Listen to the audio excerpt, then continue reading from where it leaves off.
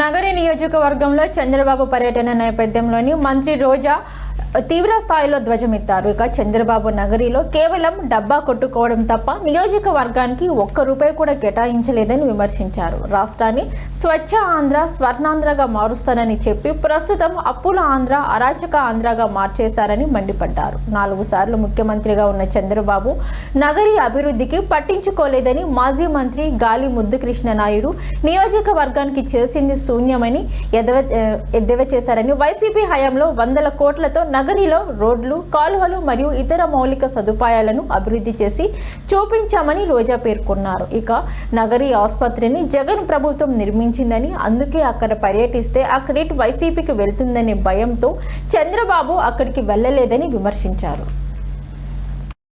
ఎదురుగా ఉన్న హాస్పిటల్ ని పేషెంట్లను కూడా బయటికి తరిమేసి క్లీనింగ్ చేశారు.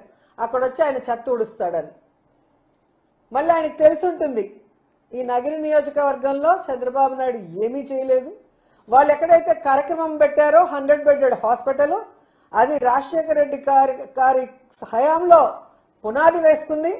జగన్మోహన్ రెడ్డి గారి హయాంలోనే డయాలసిస్ సెంటర్ తో పాటు అన్ని ఫెసిలిటీస్ ని కూడా ఆ హాస్పిటల్కి ఇవ్వటం జరిగింది. అక్కడికి వెళ్తే మనకు అవమానం తప్పదు అనుకొని అటు పక్క పోకుండా మీటింగ్ లోనే కూర్చోవటం మనం అందరూ గమనించాల్సిన విషయం.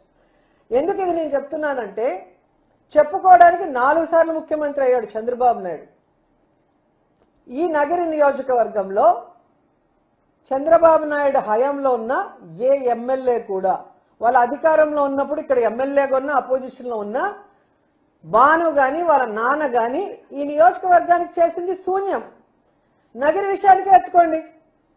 నగరికి కావాల్సిన అర్బన్ హెల్త్ సెంటర్లు మొన్నటి వరకు రెంటెడ్ లో ఉన్నాయి. జగనన్న హయాంలో మేము కట్టినవి.